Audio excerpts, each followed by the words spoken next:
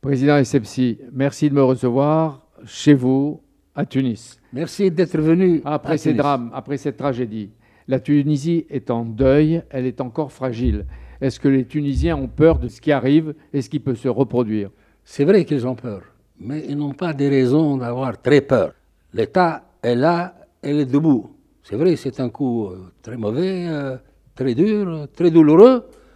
Et quand nous perdons des amis, c'est comme si nous sommes nous-mêmes morts. Mais il n'y a pas de raison de paniquer. Les victimes sont des touristes qui sont venus de toute l'Europe et surtout des Britanniques. Oui. C'est en Tunisie que l'Europe comprend qu'elle est menacée de tous les côtés, de partout. J'ai toujours dit, M. El Kabash, à nos amis, les chefs d'État des G7, qu'il n'y a aucun État maintenant qui est à l'abri d'une action terroriste, quel qu'il soit. Alors, chaque fois qu'un État est attaqué, tout le monde doit se sentir intéressé et concerné. Vous avez reçu beaucoup de messages d'un bout à l'autre de la planète. Il n'y a pas un chef d'État qui ne m'a pas téléphoné pour me dire leurs condoléances, etc., leur compréhension et leur disposition à nous soutenir. Les Français? Les Français, c'était le premier. Il y a les Français, il y a l'Égypte, il y a l'Arabie Saoudite, le chef de l'État de l'Arabie Saoudite. Madame Merkel, sans doute. Madame Merkel, longuement, Monsieur Cameron, l'Italie. Hier soir, vous avez eu Monsieur Obama. Il m'a téléphoné, bon, on va se retéléphoner à 5 heures. Voilà. Et le carnage sur la plage de Sousse a montré, Président, que votre système de sécurité a des défaillances et des faiblesses. Ce n'est pas un système parfait. C'est vrai que nous avons été surpris par cette affaire. Ils ont pris des dispositions pour le mois de Ramadan, mais jamais ils n'avaient pensé que ça devait se faire sur les plages alors qu'il y a des touristes, etc. Et le système de protection devait commencer le 1er juillet. Oui, même les policiers qui étaient là ont été complètement dépassés. Je ne veux pas dire apeurés, mais dépassés. S'il y a des défaillances, nous avons décidé d'ouvrir une enquête stricte.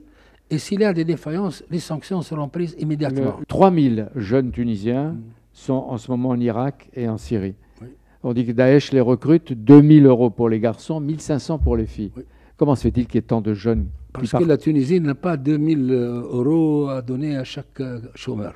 Nous avons de la pauvreté aussi dans certaines régions et nous avons des régions complètement marginalisées. Maintenant, nous sommes en train de changer le plan de développement. Et évidemment, il faut du temps au temps. L'État islamique les envoie donc à la guerre et au martyr et elle vous achète des jeunes Tunisiens. Oui, parce que les jeunes Tunisiens sont désœuvrés, ils sont aussi pauvres.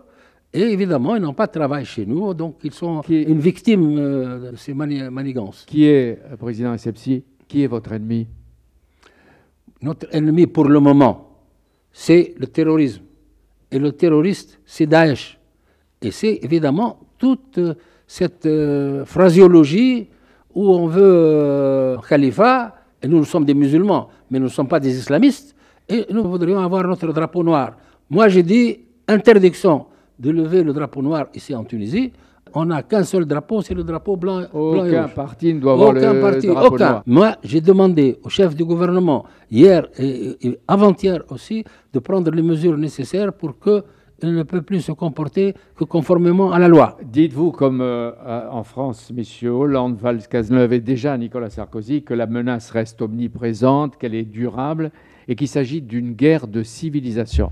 En ce qui nous concerne, nous sommes en guerre contre une certaine forme de civilisation, qui est le dévoiement de l'islam, celle de Daesh et d'autres formations de djihadistes, etc. Est-ce que vous dites que c'est une guerre entre deux interprétations de l'islam?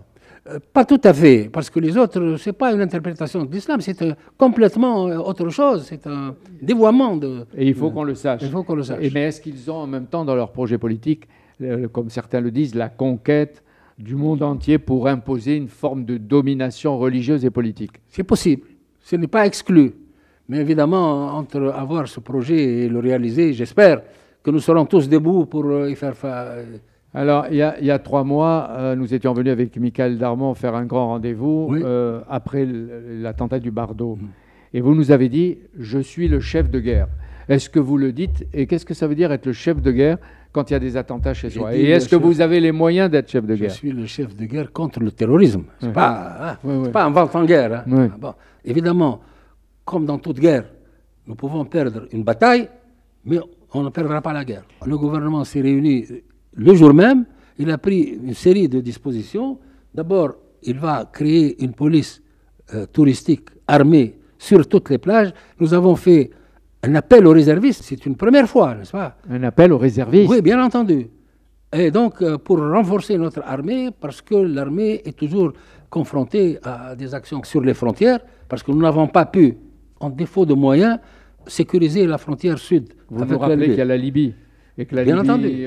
Mais c'est de là que ça, les choses viennent, puisque Daesh est implanté actuellement en Libye et à plusieurs endroits de la Libye. Donc vous demandez qu'on vous aide, les Français, ceux qui veulent, peut-être les Américains. Ceux qui veulent et qui peuvent nous aider seront les bienvenus. Mais de toute façon, nous allons faire le maximum par nos propres moyens et nous allons mobiliser tous ces moyens-là dans un budget complémentaire qui va certainement être décidé d'ici quelques mois. Donc les réservistes, oui. Les mesures pour les jeunes et les mosquées. Nous Parce avons qu'on dit qu'il y a des salafistes. Nous avons fermé les 80 mosquées qui ont été identifiées comme des mosquées à danger. Et nous continuerons à enfermer si jamais il se révélerait qu'il y a d'autres mosquées comme cela. Mais il y a des salafistes. Bien si entendu. Vous permettez, Président Essebsi. Et oui, ils vont prier, eux. Je ne pense pas qu'ils croient en Dieu. Si jamais ils croyaient en Dieu, ils n'auraient pas fait ce qu'ils ont fait. Mais de toute façon, ça, ce n'est pas ma préoccupation. Qu'ils se débrouillent, qu'ils ne prient pas ou qu'ils vont prier dans les autres mosquées qui existent. Et de toute façon, je ferai le maximum pour qu'ils soient surveillés. C'est-à-dire que le salafisme, c'est là qu'il y a aussi le danger. Bien entendu, c'est le réservoir de toutes ces affaires-là. Est-ce que vous pouvez les avoir à l'œil? Est-ce que vous nous recommandez de les avoir à l'œil, nous aussi, en cas, Europe? Moi, je recommande à mes troupes d'être vigilantes et de les avoir un peu plus qu'à l'œil. Président Essebsi, la société tunisienne, entre nous, elle n'est pas mobilisée. Est-ce qu'ici, on a assez conscience de ce qui se passe? Je crois que vous avez mis le doigt sur ce point faible. Moi-même, à Sousse, j'ai dit que la guerre, ce n'est pas uniquement l'affaire de l'armée ou de la police, c'est l'affaire de toute la société tunisienne. Et j'ai dit qu'à mon sentiment, la société tunisienne n'était pas mobilisée actuellement. Elle doit être mobilisée. Et comment? Eh bien, nous allons faire le nécessaire. Nous avons vu que tous les partis ont pris des décisions et des déclarations pour soutenir l'action du gouvernement et dire que nous devons tous être mobilisés et j'espère que nous le serons. Vous avez eu hier 3 ministres de l'Intérieur d'Allemagne, du Royaume-Uni, de France qui étaient à Sousse. Vous êtes assuré de la solidarité de la France officielle et de la France citoyenne. Bernard Cazeneuve est venu pour la 3e fois en Tunisie et vous avez le sentiment que la France peut vous apporter, au-delà de paroles d'amitié, de soutien, elle nous apporte un soutien, c'est déjà pas mal. Le concret, la France aussi a sa propre situation et nous ne voulons gêner en aucune façon nos amis, mais tout ce qu'ils peuvent nous aider, ils seront les bienvenus. Et ils savent exactement ce qu'il nous faut. Parce que vous leur avez dit. Bien entendu. Et sur le plan économique, comment on peut convaincre des entreprises de venir quand il y a cette insécurité? C'est vrai que vous avez raison. Il faut rétablir l'ordre. Ce qu'ils menacent, c'est notre modèle de vie et de société.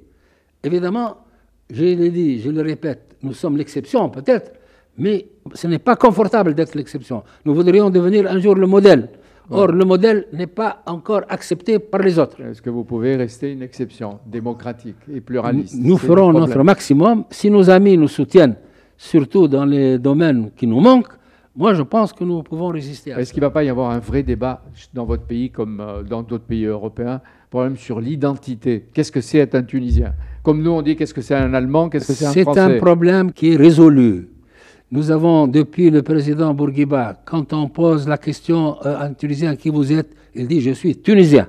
Quand on dit le président Essebsi, il a son âge, il est chef de guerre, mais est-ce qu'il ne faut pas quelqu'un de plus jeune? Qu'est-ce que vous répondez? Moi je dis il faut une autre génération, pas quelqu'un. Moi je suis contre l'hérédité, qu'elle soit réelle ou supposée. Mon devoir et ma grande tâche, c'est de préparer la jeunesse de demain. Moi, j'ai dit, c'est un proverbe chinois. On a dit qu'il y a une course entre un jeune et un vieux. Alors, tout le monde a été attendre l'arrivée, et comme par hasard, c'est le vieux qui est arrivé le premier. Alors, on a dit, comment ça se fait? Le jeune, il a dit, oui, mais le vieux, il connaît mieux les chemins pour arriver à la fin.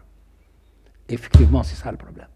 Je suis venu il y a 3 mois pour parler de la situation de la Tunisie après les attentats du Bardo.